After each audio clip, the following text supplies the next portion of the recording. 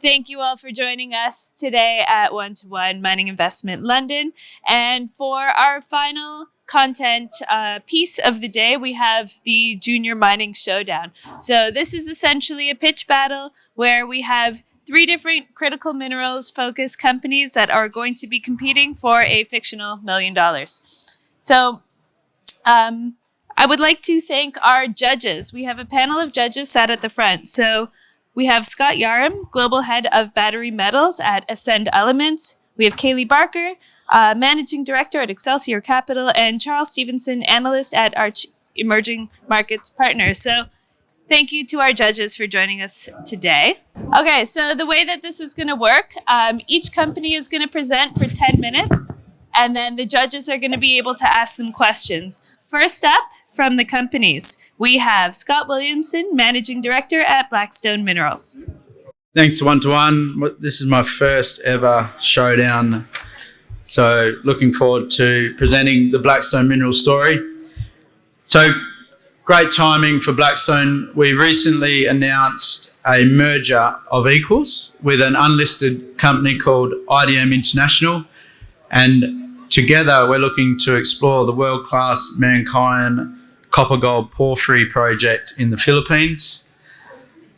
The IDM team have done 2 1,000-metre drill holes, so we have some assays pending, and we're really excited to hit the ground running with some drill rigs in the Philippines. We're strategically located 2.5 kilometres along strike of the Lepanto gold mine, which is an active gold mine, and the far southeast porphyry project, which has an interesting history with goldfields. The merged entity will be able to leverage off the skills that we've built with our Vietnam Tarkwa nickel project. And so we now have a history of over 5 years of operating in Southeast Asia. We think that now is the time to enter the Philippines. It is open for business. Pro-mining President Marcos and the IDM International team that we're merging with have done an amazing job on the social license to operate at this world-class project. So we have invested a significant amount of time and effort into the Tarkwa nickel project in Vietnam. Unfortunately, nickel market has been difficult, and hence the reason we're now moving into copper gold in the Philippines. We are looking at finalising a joint venture process on the Tarkwa Vietnam project, and we're looking at a potential partner that could free carry us into production, which would allow all of our new funding to go into the copper gold project in the Philippines. The Philippines has a long history of successful mining operators, particularly B2 Gold at the Masbate gold mine have been operating for over 10 years. Oceana Gold has been operating the Didipio copper gold mine for over 10 years also, and Metals Exploration currently operating a gold mine listed in London here. So we're looking at operating in the north of Luzon, 6 hours north of Manila, and there's also a number of local operators. I'll just mention Philex Mining, who are currently operating a large-scale block cave mine only 100 kilometres south of the Mankind porphyry, which is interesting because that could be a particular mining method that is amenable to porphyries and could be amenable to the Mankind project. So this is the district. It's a mining district that's been mined for over 100 years. And so the Lepanto gold mine is currently mined and operated by the Lepanto Mining Company. And then you have nearby the Far Southeast project, which was a joint venture with Goldfields. They invested $240 million to purchase 40% of that project. They ultimately invested around $500 million, and they have handed that back to Lepanto. So Lepanto now own the Lepanto lodes, where they're currently mining gold, but they also own the world-class Far Southeast copper gold porphyry, which is next door to our project, the Mankind copper gold project. So this is a large porphyry. It's over 1 kilometre in strike and around 600 metres wide. So this is a very large ore body, and along strike we have this far southeast. So far southeast is similar size but deeper and higher grade, but it's also the Lepanto lodes, which currently is mined by the Lepanto Gold Mining Company. So if we look at that in 3D, so you can see Lepanto currently mining the high-grade epithermal veins in the shallow parts of the underground mine. They previously mined high-grade copper-gold veins. And then you have this large porphyry at depth called Far Southeast, and that has 40 million ounces of gold equivalent. So half of that is in copper and half in gold, but from a gold equivalent, there's 40 million ounces. And then next door, we have Mankind, which has 20 million ounces of gold equivalent. So you can see half of that is in copper and half in gold, and 2.5 kilometres between these two ore bodies. So this is why we think this is a world-class opportunity, and these world-class opportunities we think will continue to attract major mining companies into this region. The Mankind project has over 56,000 metres of drilling by previous operators. It was discovered in 1970. There's been 5 owners. They've all drilled about 10 holes each. Unfortunately, they were all juniors and they all ran out of money, which is great for us because we think we can drill in the next 12 to 18 months. We'll drill another 50,000 metres. So we'll drill as much as the last 5 owners in the next 12 to 18 months. And these are the types of intercepts we can expect. So multiple hundreds of metres at plus 1% copper equivalent. Particularly interested is these gold grades. So this particular porphyry system has some of the highest gold grades you'll see anywhere in the world. And the IDM team drilled 2 drill holes and confirmed the high grade. There was over 300 metres in that high grade zone at plus 1% copper equivalent. So this is a large mineralised system. It is open to the north and at depth. We're really excited to continue the drill out. So for example, the northernmost drill line stops here and there's no drilling out in this direction. I'm not a geologist, but I've never seen an ore body just stop like that. So we're really excited to see what's out here. Also really interested in this particular zone here because that's the high grade through here with a plunge like that. We want to fill in that area there because the high grade gives us an opportunity for a lower capex scenario. And that's important as a junior because it is all about showing the market a path to production. So for example, if we were to take the high grade, so there's about 40 million tonnes here just in the high grade zone. We could look at a small decline and a sub-level open stoping opportunity, which is typical of a junior mining company. Very similar to the Didipio mine currently mined by Oceana Gold. But most likely scenario here is someone much bigger than Blackstone comes along.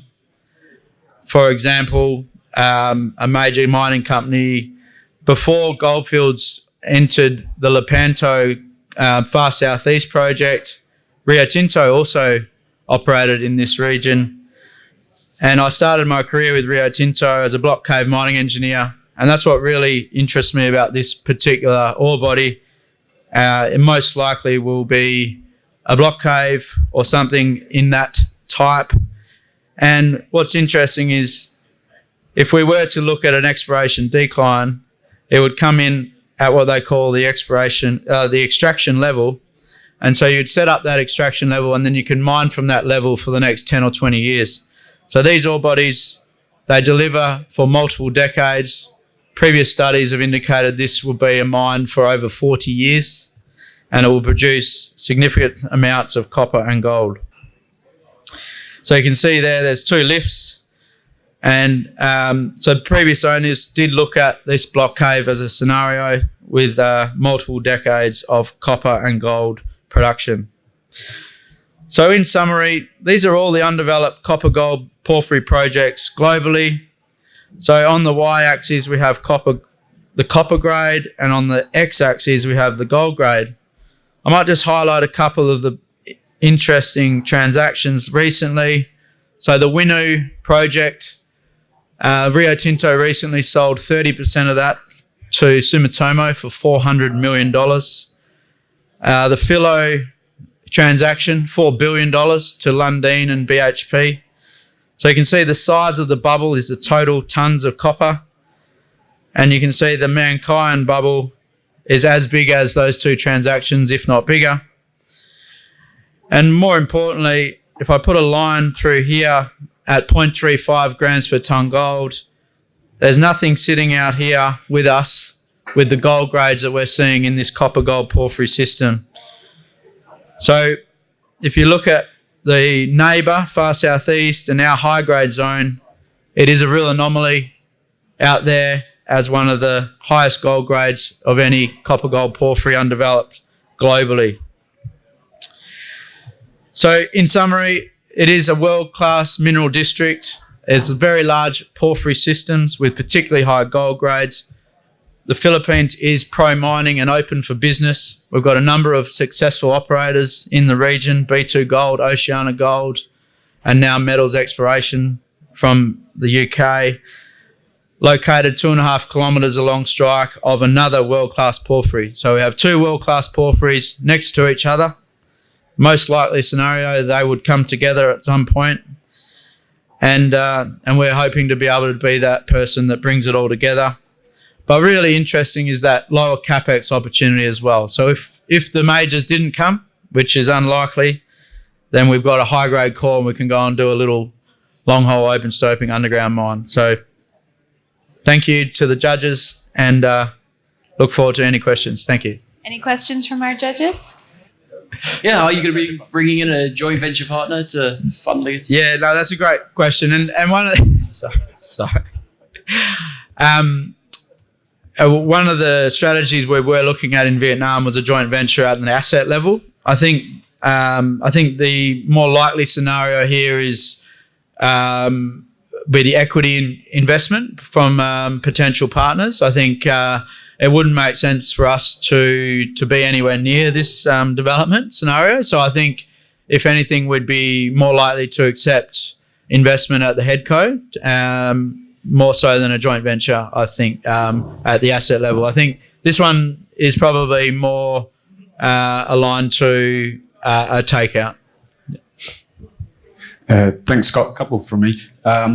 Network, anything else in your? So this previously was owned by Bezant, who are listed on the AIM, and some great work by the Bezant team. They did some met test work back in 2012. They got 94 on the copper and 76% on the gold.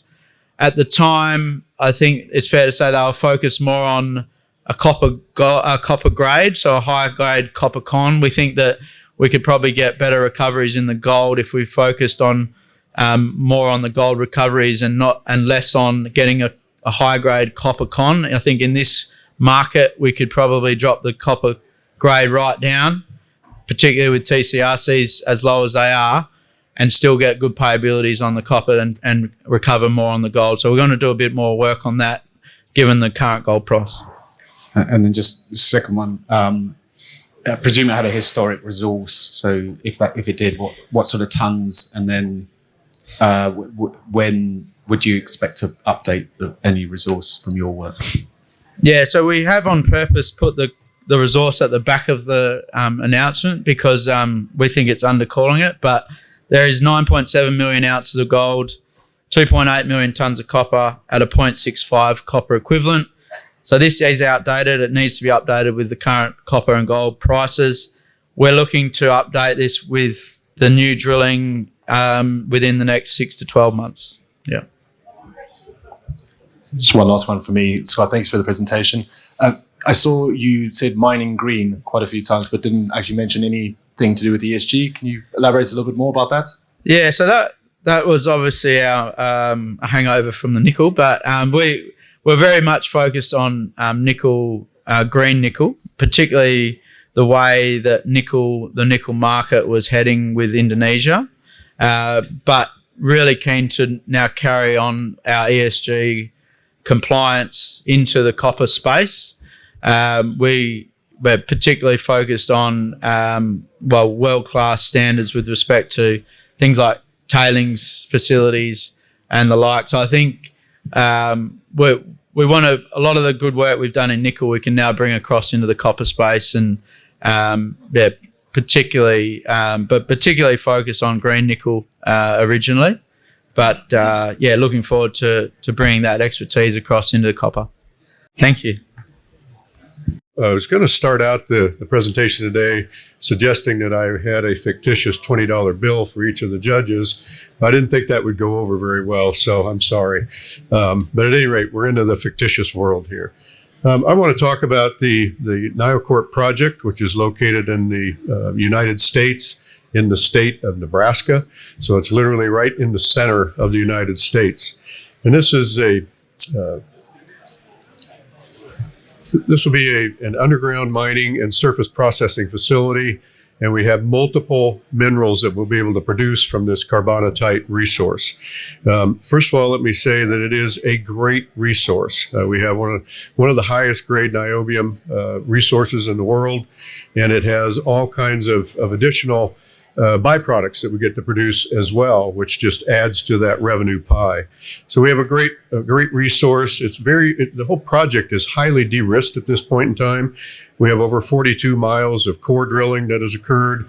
Metallurgy has been complete, including a demonstration plant that we undertook with full continuous processing, and we're able to produce the specifications for the customers that we're lining up for the products.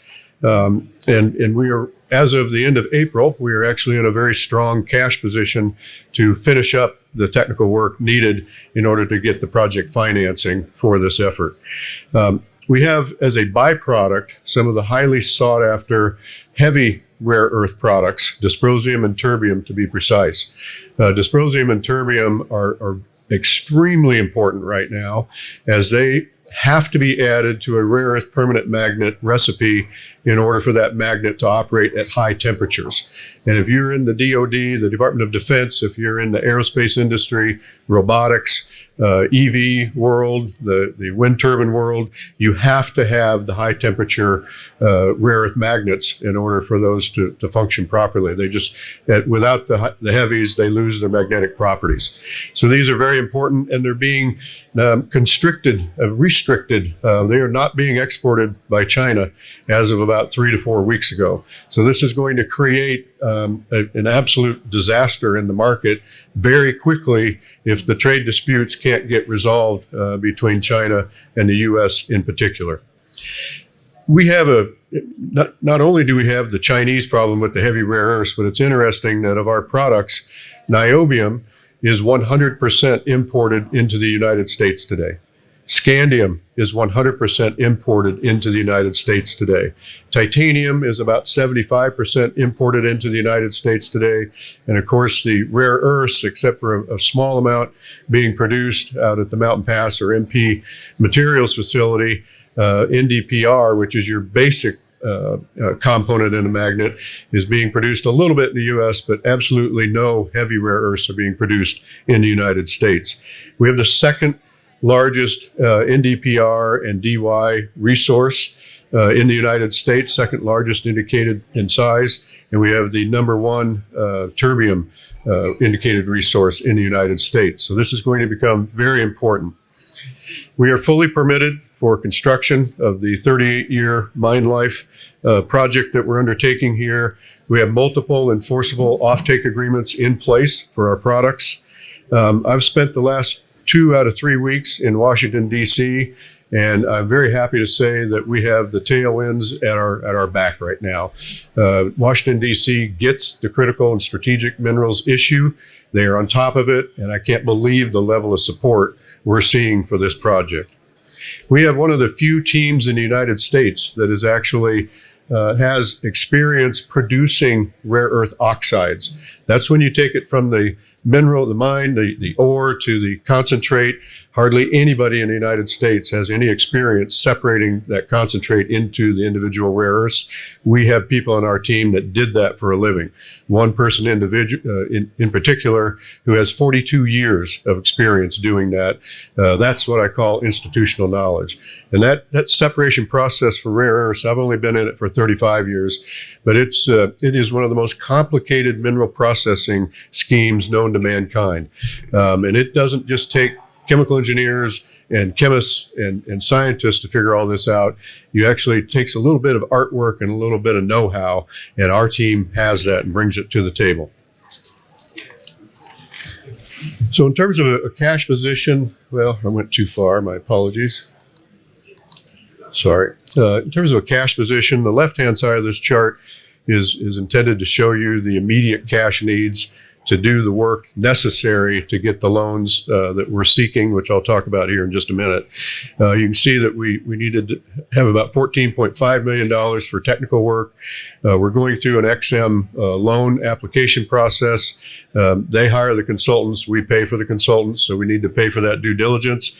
We need to keep our lights on, so we anticipated needing about $23.5 million for that effort to reach the final investment decision. Happy to report that we did a $20.8 million capital raise at the end of April. We had other sources of warrants and whatnot that got cashed in. So we have a total of $24.4 million in the Treasury.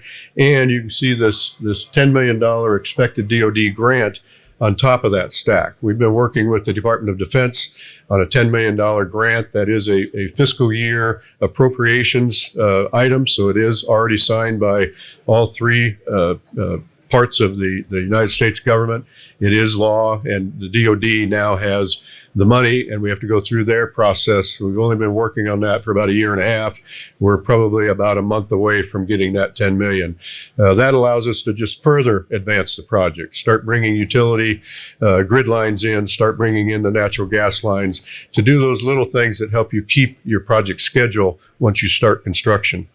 On the right-hand side of the chart is it's a very simplified capital structure for the project financing. Our application with XM is for $780 million.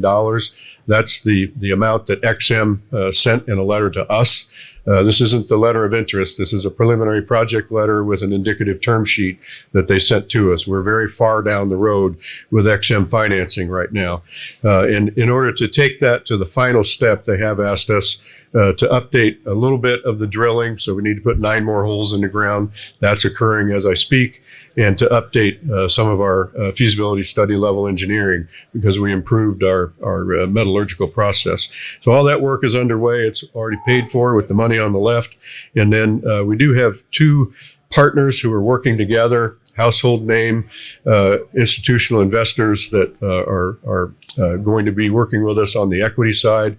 So we're very happy with that. We actually got XM together with the 2 equity partners, ourselves and our advisor, JP Morgan. And that was a very good meeting. It built the confidence with all the parties that will participate in this project financing. And we hope that either by the end of this year, maybe first quarter of 2026, we should have this financing program done and in place. So let me go back here just a minute. Just a couple of points here. When you go through the XM process, the most critical approval step is called TRC1. We are officially through that process.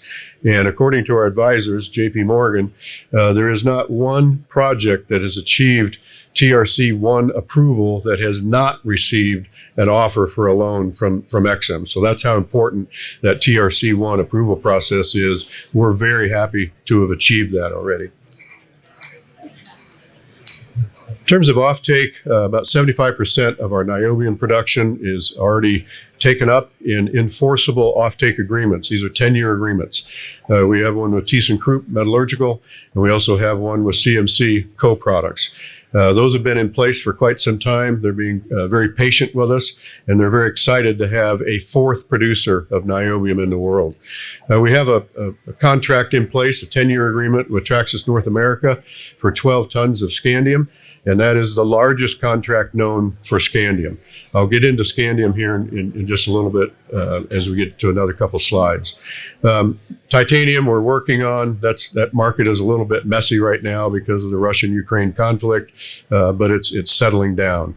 On the rare side, we've publicly announced an agreement with Stellantis, third largest OEM in the world.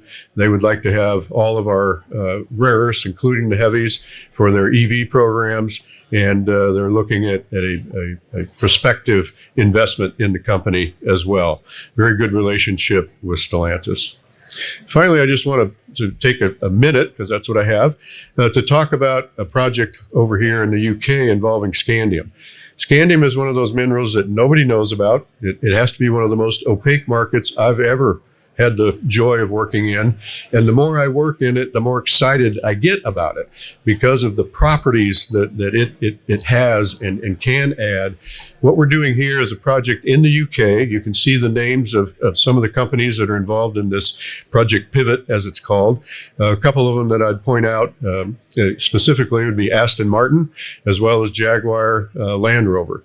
Those are both UK car companies. They're interested in taking recycled aluminum, adding a little bit of scandium so that it lowers the overall weight of the part, and it brings the recycled aluminum back to at least the original aluminum properties, because oftentimes the recycled aluminum will have iron ore and copper, and it's hard to get some of those original properties. Scandium allows it to bring those properties back, and we're going to be meeting with Aston Martin Wednesday afternoon to start discussions about what they'd like to do with our scandium. So although it's a very US-centric story, my message is we're sending some material to Germany, and we hope to send a lot of scandium to the UK as well. We're happy to do business with everyone. Thank you.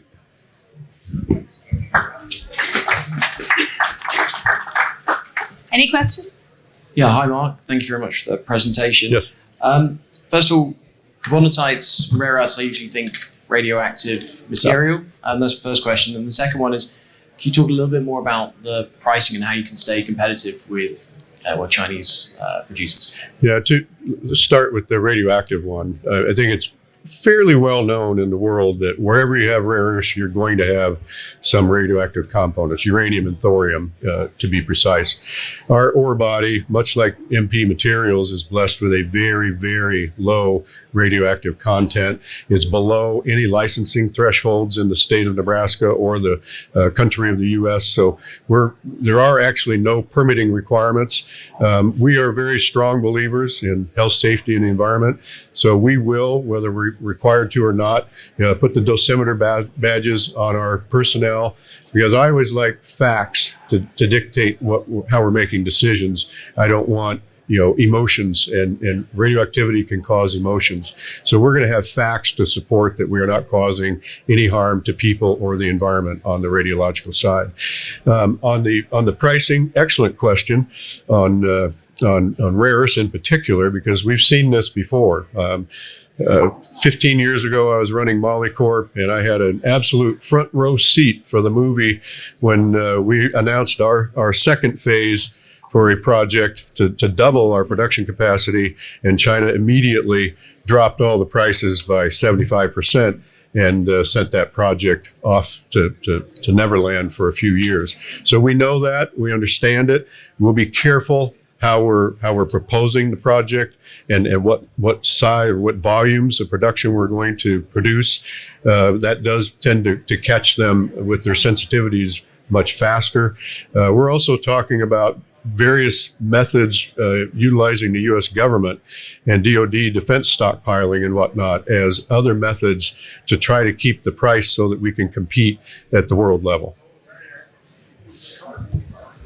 Thanks, Mark. Could you just give us an outline of the project economics in simple terms, because it's a complex marketing story? It is lots of products, but I also like that because most projects I've ever worked in have been one or two products, and if they both go bad at the same time, you might have a bad year. In our case, we've got 7 different products that we'll be selling, and so we have this de-risking, so to speak, because we have multiple markets, multiple demand factors affecting all of that. Niobium isn't really produced of any significance significance in China, so I don't have that worry about. So we're happy to be where we are on that effort. And the second part of your question?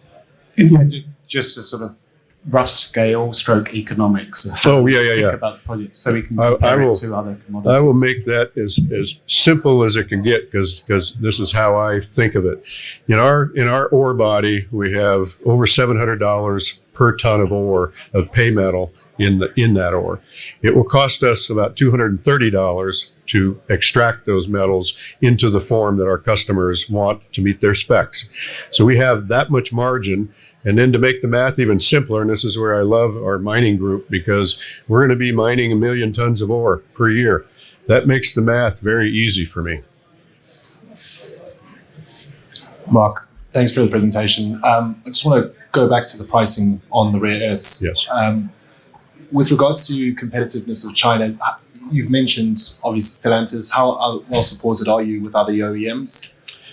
That's one part. The second part is, what makes you different to any other rare earth projects? I mean, if I think of rare earth projects outside of China, it's really only Linus that really grabs the headlines. What makes you think that you could be like the next Linus story?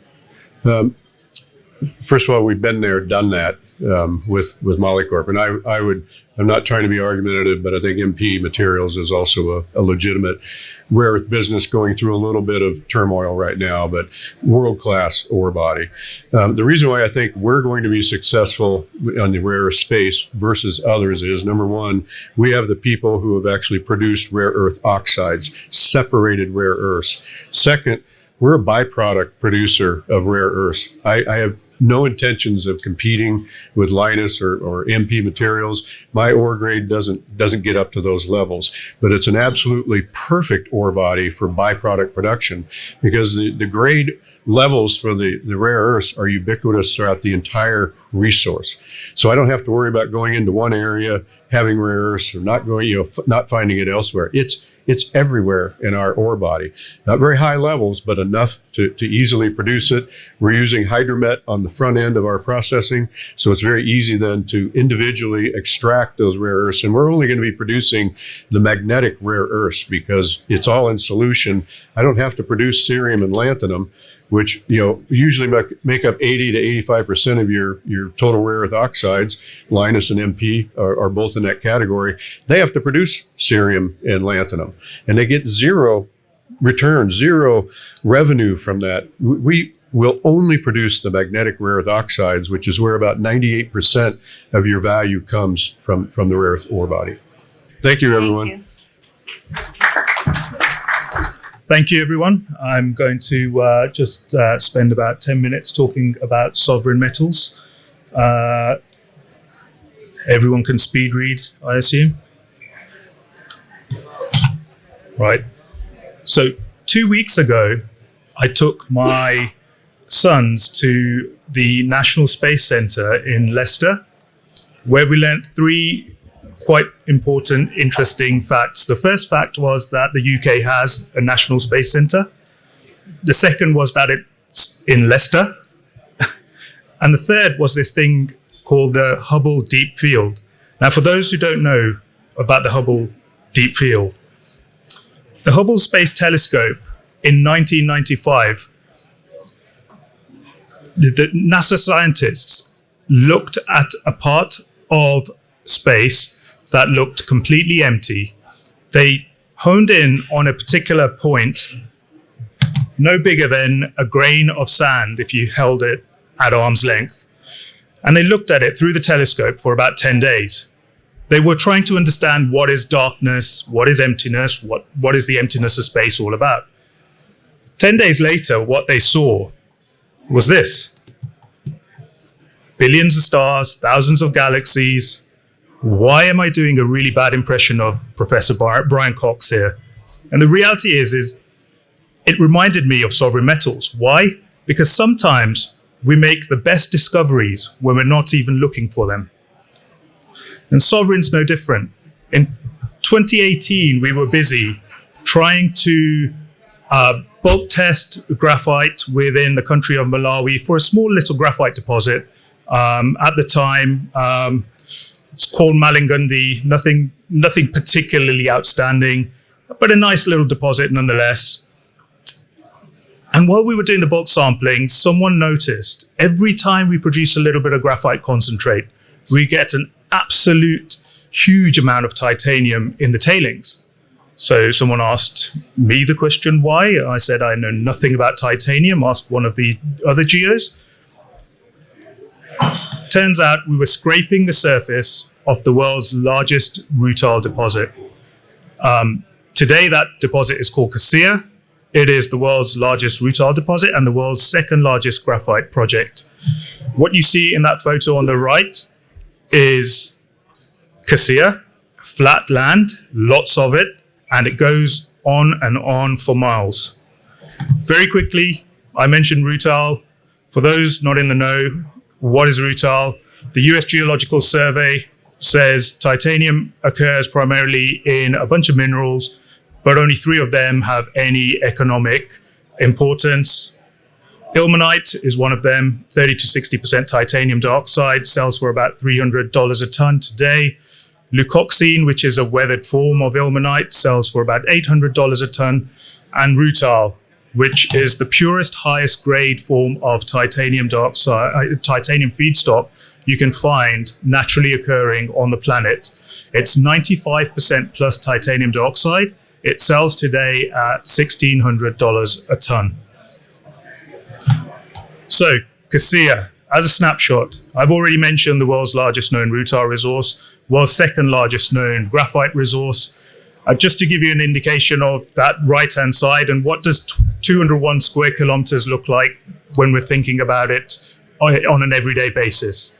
We're talking about if you were in the northest point of Cassia, and we were there today, it's from here to Gatwick and across to Heathrow and back again. And you've covered an area where you're finding 1 to 2% rutile at 0 to 5 meters deep. That is why, based on our studies to date, we are targeting a potential of being the largest producer of both rutile and graphite, the lowest cost producer of both rutile and graphite, and having the lowest CO2 footprint globally in producing those 2 minerals. We're doing all of this with the help of our strategic investor, Rio Tinto, who took a 15% stake in the company in 2023 and currently owns 18.5%. Let's put those numbers in a little bit of context. A deal happened a couple of weeks ago. You may have heard of it. It was the US-Ukraine minerals deal. Every time I read up about it, whether it was Reuters, Bloomberg, BBC, the 3 commodities everyone talked about were lithium, titanium, and graphite. Now, I know very little about lithium. I do know something about titanium these days. In terms of rutile, in Ukraine, we're talking 2 million tons. We have 18 million tons at Cassia. In terms of graphite in Ukraine today, we're talking about 19 million tons. We have at least 24 million tons of flake graphite within Cassia itself. Those numbers, a little bit of a hook for everyone. We are updating that mineral resource this quarter. Cassia is located in Malawi, not to be confused with Mali. Very different places. Malawi is that landlocked country sandwiched between Tanzania to the north, Mozambique and Zambia. It's a very frontier country in terms of its development, but there are huge key development partners like the World Bank, the EU, even the UK are all getting involved, trying to get Malawi to become a self-sufficient, independent, developing nation.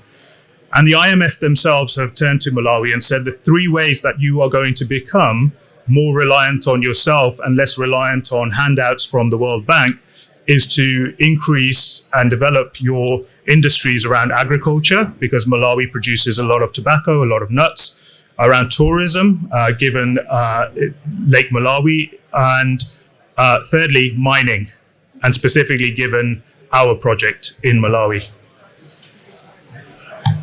Did he say landlocked? Yes, I did say landlocked. Although it's landlocked, Cassia is actually connected to the global markets today via a logistics corridor known as the Nacala Logistics Corridor. How close does that run to the Cassia project? It actually runs over the southern tip of our resource. We would only need to build a 6-kilometer rail line to connect the gate, the mine gate to the Nacala logistics corridor, where we would ship our rutile and graphite to anywhere in the world. That line and that port runs today and has ample capacity for the amount of rutile and graphite we are looking to produce.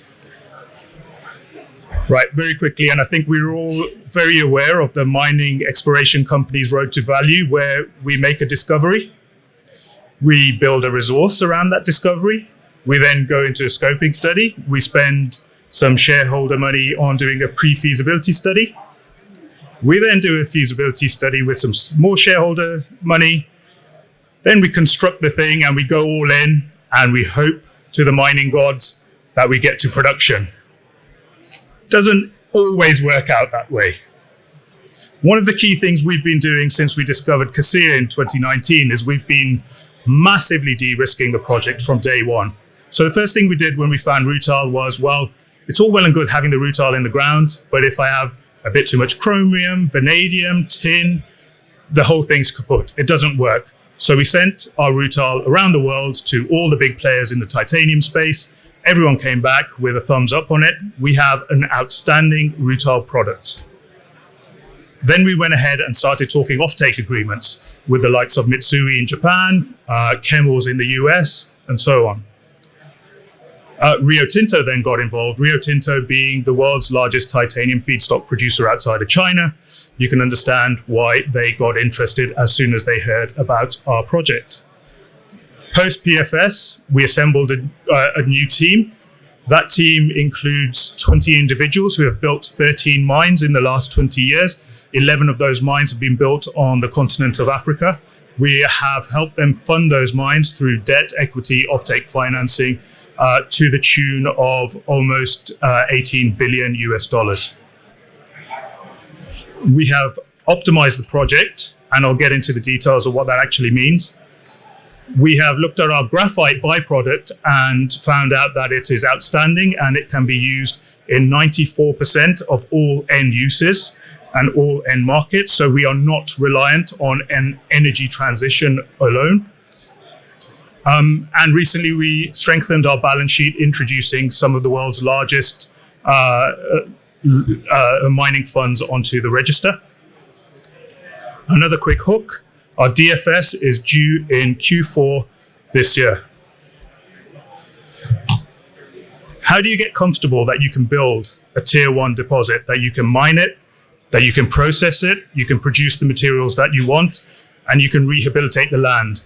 Well, the easiest way to do it, and the way we did it, was to use someone else's cash, i.e. Rio Tinto's, to do exactly that on a pilot phase. So within a 6-month period, we were able to permit a mine in country.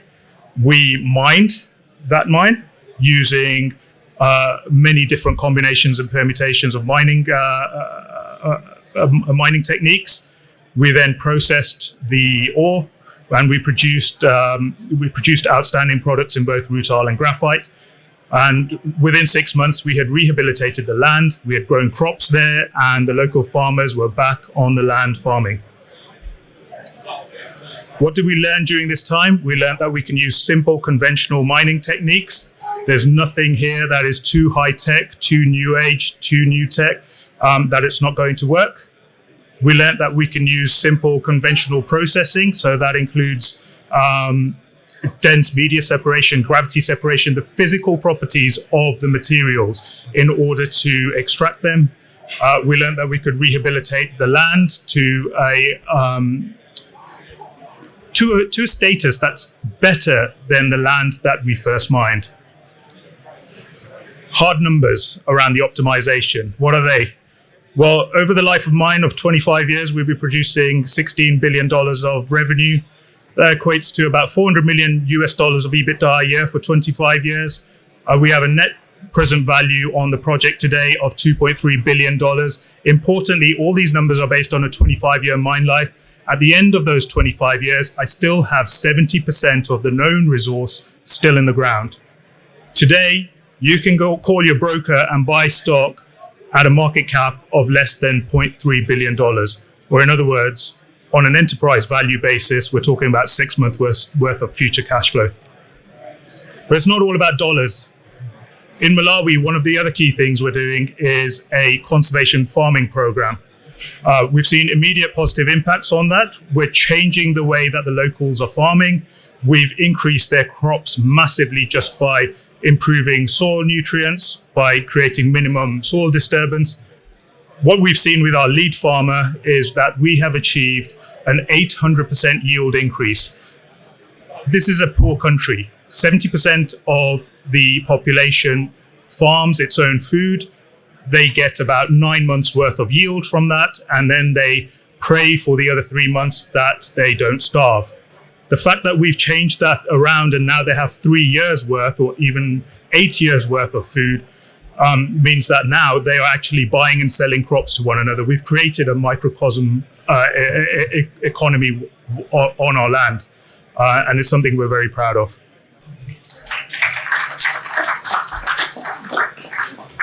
Hi, Sapan. Thank you very much for that presentation. Very entertaining start to it. Can I ask, usually when I think of kind of mineral sands projects, I'm thinking beaches and the like. This is inland. I'm guessing there's clay involved in it. How's that affecting the recovery? So yes, you're right. There is clay there. It doesn't affect the recovery. Very little. This is a saprolitic ore, so it's not exactly like what you would find in your typical beach sand, mineral sand type deposit. And remember, the key thing for us is we're only formulating a process to get rutile out, and we already know how much clay there is within the process, so we can add that into our conventional processing structure. There's hardly any ilmenite. We don't really care about the ilmenite. There's no zircon. There's no interesting materials within there that we need to worry about when it comes to the process route. So actually, it's the clay is not an issue. What we find is clay becomes an issue for mineral sands plays when the process at the beginning has not been fine-tuned for that amount of clay, and is usually made for the weathered cap surfaces of these type of deposits or set up for those. And then the further you go in and the further clay you find clogs up those processing routes, we just won't have that issue here. Thanks, Sapan. Just one from me. I always get a bit nervous when somebody says they're the largest producer in any commodity. So how are you thinking about market impacts? Yeah, so I get this a lot, especially on the rutile side. We'll be producing about 250,000 tons of rutile. To put that into context, about 5 years ago, we as a world were producing about 700,000 to 800,000 tons of rutile. Because of depletion in grades in mines, that's come down to about 400,000 today. By the time we turn on our machines, it'll be around 250,000 tons of rutile, with the world having to use upgraded ilmenite instead as a synthetic rutile source. So when we get up and running, the amount that we're looking to produce is only going to bring us to today's levels of capacity and production. Thanks, Sapan. Quick question from me. In terms of the graphite side, where graphite prices are today, where do you sit in terms of the cost curve, and how are you expecting to make money? Thanks for that question. Love it. So let's go into it. Your worst graphite today sells for about $450, $500 a ton. Bigger jumbo sized, large sized graphite that ends up within industrial uses like refractories sells for about $1,200 a ton. The so-called Western world can produce graphite at anywhere between $500 to $1,500 a ton. So it's tough, right? China can produce graphite today at $260 a ton. Because graphite is a byproduct for us, we can produce it and have it ready shipped at $240 a ton. Cassia is the only graphite deposit outside of China that can compete with China today. So thanks for asking the question. So I'm going to give the judges just a minute to talk amongst themselves and make a decision on who is going to win $1 million or a feature in the next relevant assay magazine. Well, thanks very much, guys. Look, fantastic pitches. I mean, really, really good. It's hard to do it in a 10-minute slot, I appreciate. And you've got lots to say, and you've all got quite complex stories. So I'm in awe of everybody that can do a 10-minute pitch. I did a what was supposed to be a 25-minute presentation at another conference and got cut off at 17 minutes. You were lucky. They just turned it off. So you did very well. So I'll give some feedback and then I'll announce the results. Is probably the best way to do it. So first of all, in order, Scott on Blackstone, world-class deposit, fabulous. I think the most impressive thing is the pivot. Because geology comes and goes, cycles comes and goes, can't predict the markets at all. And so the only thing you can always hopefully rely on is management. So the fact you've pivoted and trying to do something different is just what any investor wants for someone to protect their shares. So absolutely well done. And I'm absolutely sure that the future work will confirm what you already believe in what looks like a great project. Mark on NioCorp, super interesting. Sort of niche, but in a very positive way. And I think you've done a lot of work in de-risking, understanding the markets, the management expertise, and bringing the project up in a very interesting time in the world. So, testament to you. And then finally, it's Sapan. Brilliant pitch, super fun. I just think if you can inject a little bit of fun in what you're doing and in the story, it helps remember. Helps the memory of investors who see a lot of companies and a lot of different stories and trying to remember what on earth they all are. And you've all got the best projects in the world, right? So yeah, well done. Very impressive, very good answers. And obviously a great project as well. I do think, in these sort of markets, you all need to be the best project you can possibly do. So all well done. The winner for us, with consultation with my other fellow judges, for its, I think, for uniqueness, de-risking, and just super, super interesting, with lots of management expertise, is going to go to NioCorp. Well done.